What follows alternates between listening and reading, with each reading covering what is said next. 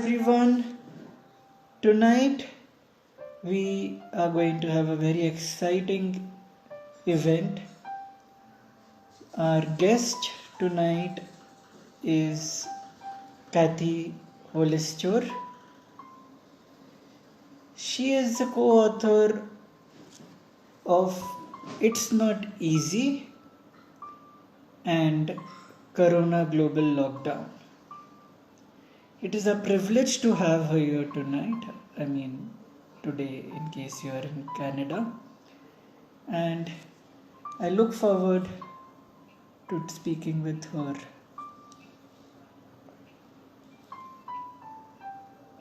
I'm adding her right now.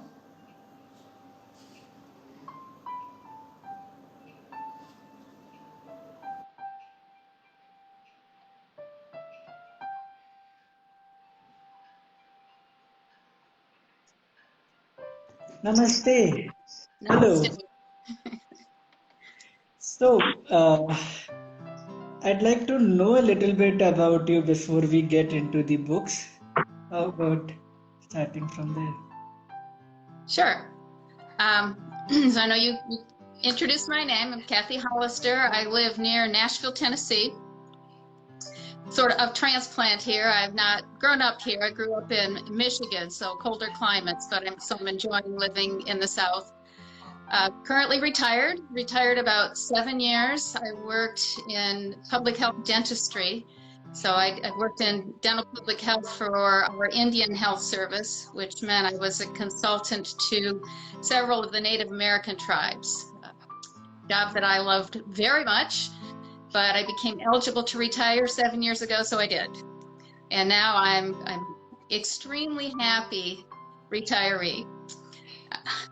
I have two sons, both grown. They both have one daughter, so I have two beautiful granddaughters that I see as much as I can, and just enjoying being a grandma, enjoying this time of my life, which a lot of my poetry reflects how happy I am is at this point in my life. So I observed one thing, madam, that between the two books, It's Not Easy and Corona Global Lockdown, there was quite a long gap between your submissions. So did you pause between your writing journey somewhere, or you simply didn't choose to publish it first? No, I look at Poet's Choice frequently because I really enjoy the poems that you publish. Many are on certain topics, and so quite often I don't have something that fits a certain topic that you're publishing, but I have really enjoyed working with Poet's Choice. And if I could talk about that just a little bit, with the first book, Corona Global Lockdown, this came out in June of 2020, right when there were so many obstructions to your work and getting things to you. And I know you had many delays with publication and especially distribution. And I know getting the books out, I think they were delayed for months. But you were so good at letting me know what was going on. Every time I sent an email, I got a response right away. So I really appreciated you and your team and how diligent they were in keeping me informed. So it's been a great pleasure working with Poet's Choice. I'm really grateful for that honest feedback, and I hope to improve upon that. And I have been working very hard to change that. I believe since it's been a journey since June 2020, we are in October 2021. It's Right. been a leap, and so can you tell me more about your city, because I think people will be interested in knowing what's Hermitage like. I have never personally been there, so I'm a little curious when it comes to speaking with you. I would definitely like to know a little bit at least. If I suppose if I happen to visit there, what would I like?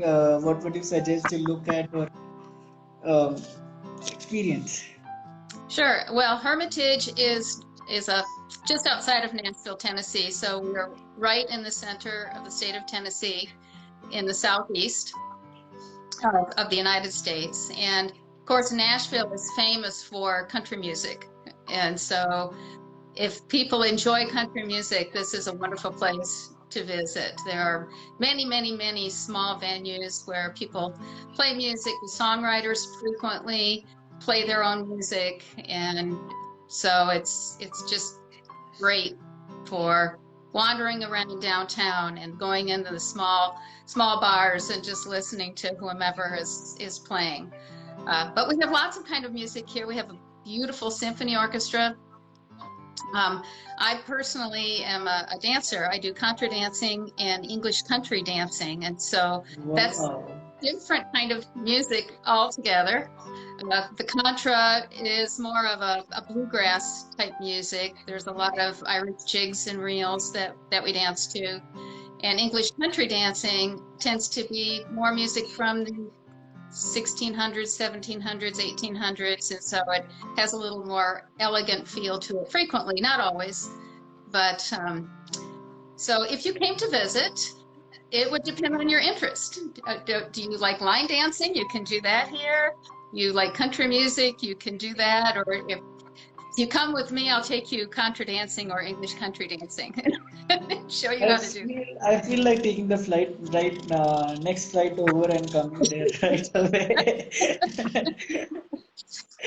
Interesting. Really, really interesting. So, you have shared with us that you visited a place, Camino de Santiago. It's a hike, I believe, and that's where your life changed and you started writing poetry more seriously. So Yes. can you tell us more about it's a hike, is it? It is. It's a long pilgrimage route. It's well, Santiago is in the northwest corner of Spain, and there are many routes that will take you to Santiago. That's usually the destination for these pilgrimages. The most popular route, people start in France at Saint Jean de Pied de Port and walk across the top of Spain. It's about 450 miles, so a little under 500 miles. It took me 37 days to walk it. Wow. And I had been writing poetry and taking some classes prior to that and was enjoying writing.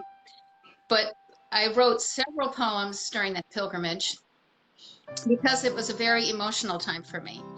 And so my journaling at the end of the day would tell me what I did, where I went, events that happened, things like that. But the poetry expressed how I felt. And so when I go back and I read those things now, that's what I see. The journals let me know how many miles I walked or people that I met or events that happened. But when I read the poems, that reminds me of my emotions and how I felt as I was walking. And when I look through the body of work that I did during those 37 days, the earlier ones are more observations. The later ones are much more reflective of my emotions. So it became a deeper experience as I continued through the pilgrimage. Interestingly, I did observe and I made note of that you know the two words that you use of your poems being observatory and reflective.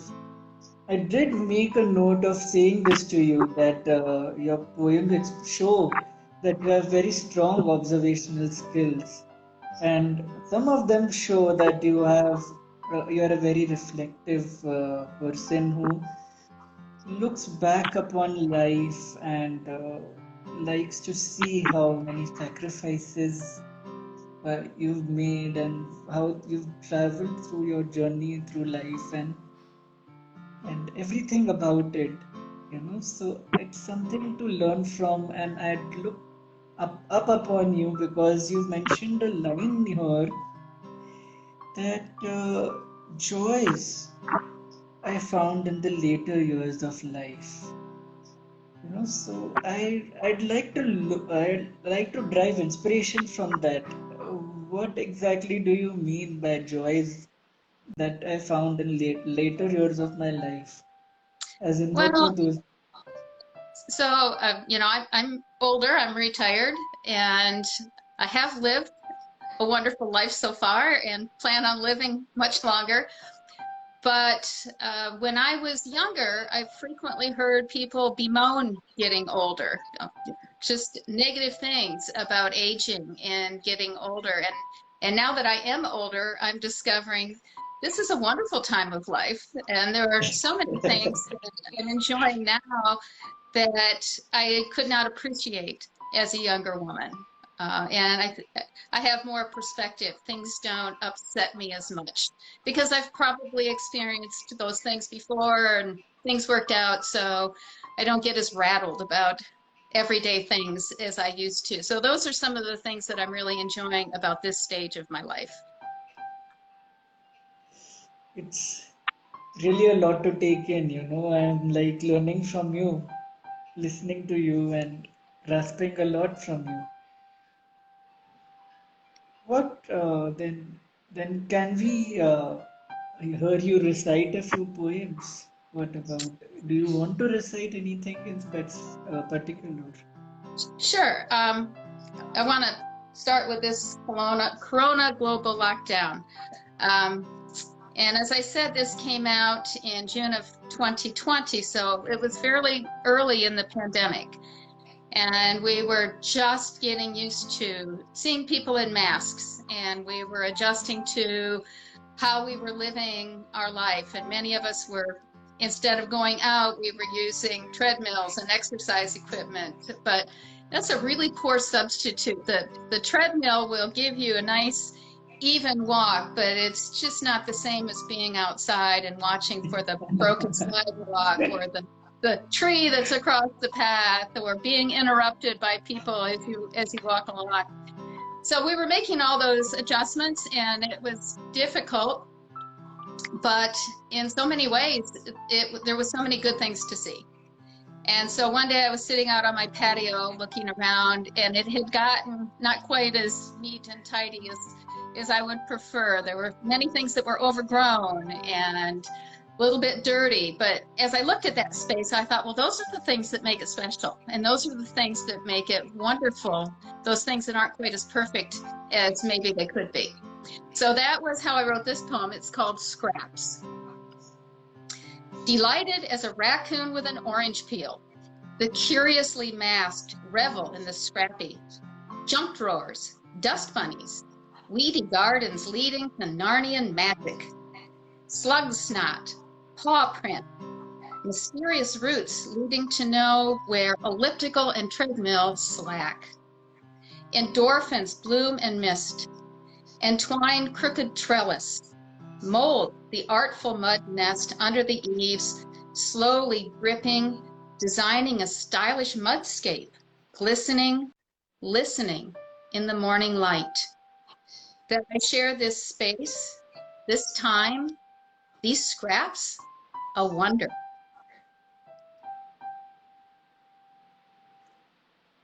Interesting. I'm not sure what to say after listening to your poem. So, since you tapped upon the subject and since the title of the book is Corona Global Lockdown and you shared certain experiences that were there that you had, I did remember about this rumor that people were buying tissue papers, and what was that about? Toilet papers. I don't know what that had to do with the this epidemic of corona. So, what was the logic behind it? Well, I don't know. That seems to happen quite often when we fear that we're not going to be able to go out and buy supplies. It frequently happens when a big snowstorm is forecast. People will go to the store and buy bread, and you can't find a loaf of bread. So it just seems to be a phenomenon that happens that when we fear we're not going to be able to get essential things, we tend to buy a lot, and so we make sure that we have those things. And when Corona started, that item seemed to be toilet paper. So it was very difficult to find that in grocery stores. But I think we're over that now. Those supply things have evened out. So we have one of our poets on listening to us since the beginning, and I'd like to thank him, Alexander Dunford, and I welcome him to the event, and I really am appreciative of that. And we have others who are watching us, and we thank them as well. And to move on with the show, what the other book that you've published in is It's Not Easy. Yes. So we'd like to know from you about how you found the book before we get into the book, and it was interesting how we got across publishing it, and that's why I thought I should ask you. The content of the book is really a different. We've gone a different route in collecting the poems, except the usual way, which is why I'm curious to know how you found the book and the authors in that book. And well, as I said, part of my focus is writing about things that I'm enjoying in my life now. And of course, part of that is reflecting back on previous experiences. And so when I saw this topic, It's Not Easy, and I had written a poem not too long before that about looking back as my experiences as a younger woman and how my life is different now that I've gained some perspective of age. And it just seemed to fit with the theme of It's Not Easy. And so that was the poem that I submitted.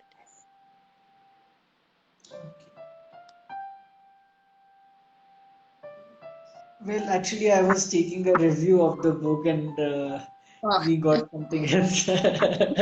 Okay. That's all right. That tends to happen. So, can we hear you recite your poem from It's Not Sure, Easy? I'd love to. So this poem is called Little Girl Found. And as I said, it speaks about many women that I know, myself included, that when we're younger and we're very busy taking care of children and house and work and family, sometimes we lose ourselves because we're being everything to everyone else and maybe feel like we're not noticed or appreciated. But if we're fortunate, as we grow and we gain perspective, then we start to regain some of that sense of self-worth and individuality. So that's what this poem is about. It's called Little Girl Found. She'd forgotten how much she enjoyed winning, lost in that blotchy pool of laundry and dog food, spinning solutions for petty stains, walking daily grinds just to keep peace. Absorbed into a needy husband, Cub Scout uniform, soccer, Little League, spelling bees. She was just glue, not substance. Self, just a pale stain on an old photo, blending in, the essential skill female survivalist honed over generations. Keep the cogs turning, tumbling, breaking, determined, defined, transformed in the heat of conformity, unique in the dawn as worth emerges from the mist of expectation, clearing, waking in the soft light of value, recalling the sweet joys of childhood victories won and treasured. She reacquaints herself with old friends' opinion and decision, never to be lost in gray again. You know, there are quite a few expressions here that are of interest. From one of them is mists of expectation. That is really something very few of us get over. I really find that an excellent expression, you know. I find so many people around me who really take offense if they're told that, okay, stop expecting, just move on. That is so very difficult for them. I mean, I cannot even elaborate on that, you know. Right, That's what maturity is all about, according to me, that you stop expecting out of another person and right, just be yourself. right. Like, over here, you again mentioned she reacquaints herself with friends' opinion and decision, never to be lost in the gray again. So there again, it is the same dilemma that one faces with what is pinpointed at, if I'm understanding your poem correctly. Yes, yes. Very interesting. Thank you. And which is why we went ahead and published it in our book because it was worth being read. Thank you. Well, I was so pleased to be a part of this book because there were so many really beautiful poems in it. And so I was very happy when I read it that mine was included with so many other beautiful poems. And the first time I read through it, I saw a lot of resilience and problem solving. And then I read through it again, and I must have been in a very different frame of mind because I saw a lot of the pain and the struggles coming through. So I find with many of these poems, it really depends on what I bring to the poems and how they affect me and what I take away from them. So I can read them over and over and find something new in so many of them. So that it really is a beautiful collection. Thank you. Okay, so um, with that, I'd just like to ask you, first of all, do you allow us to put this video on Instagram and on YouTube and other social media channels? Like to seek your approval for this, and I'll also send you a formal written approval letter for Okay, this, so we can use it. Okay. sure. And except that, is there anything else you'd like us to know? Boy, Like, for example, yeah. not, not, not that I can think of. Is there anything else you want to ask me? No, because we as publishers, you know, always seek to know from our authors if they have anything in their heart which they'd like us to know, and we are always open to improving our services and bringing more better quality and something that we were not able to deliver the previous time. We tried to add that in our next book, or for example, the current book that just got launched has a lot of elements which were not there previously in the book, and we noticed, okay, this is something which we can.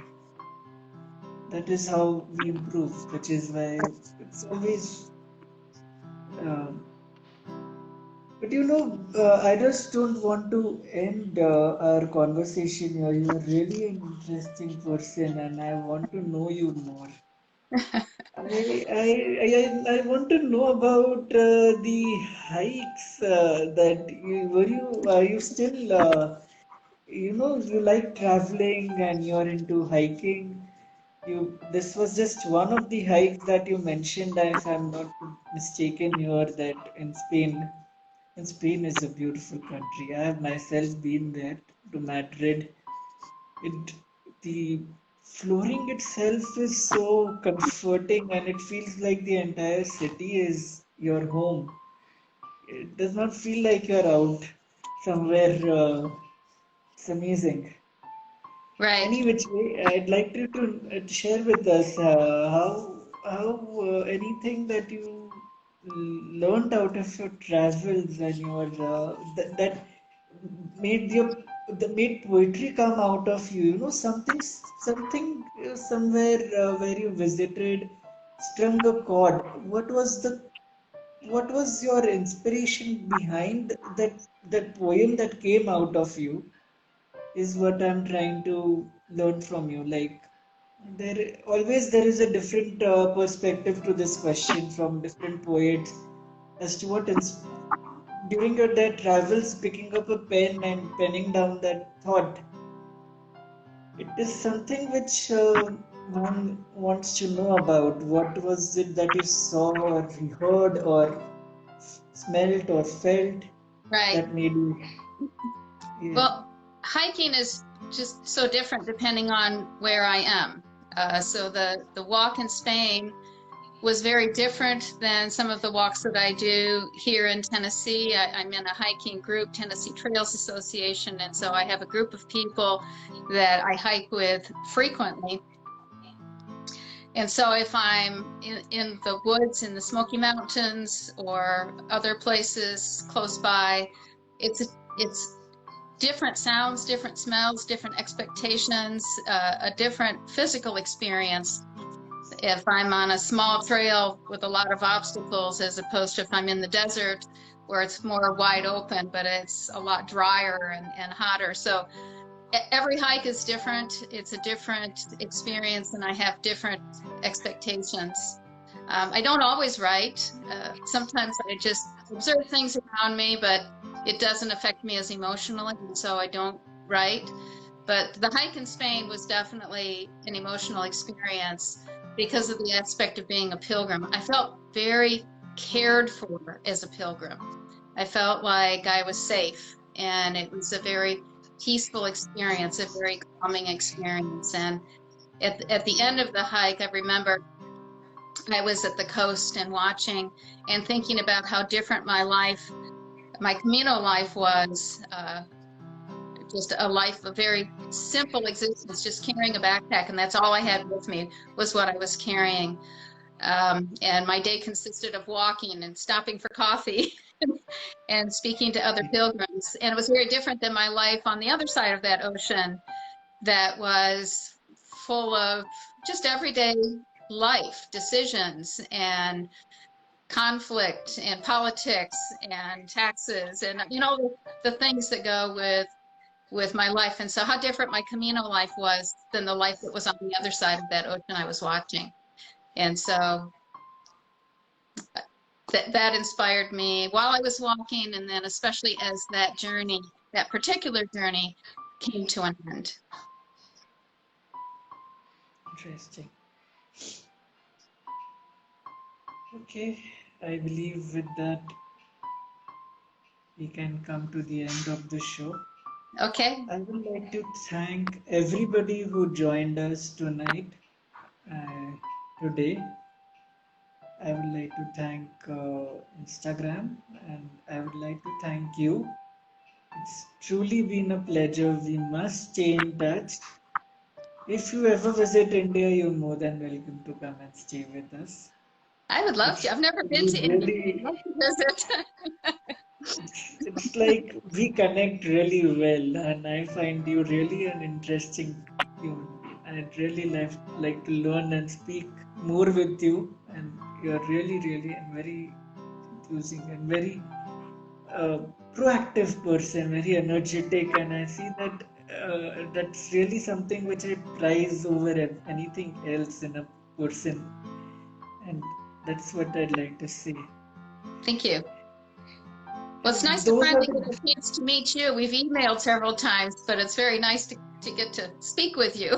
That's a completely different experience, isn't it? Yes. So, thank you and have a nice day ahead. And I hope to speak to you again. Thank you. Namaste. Namaste.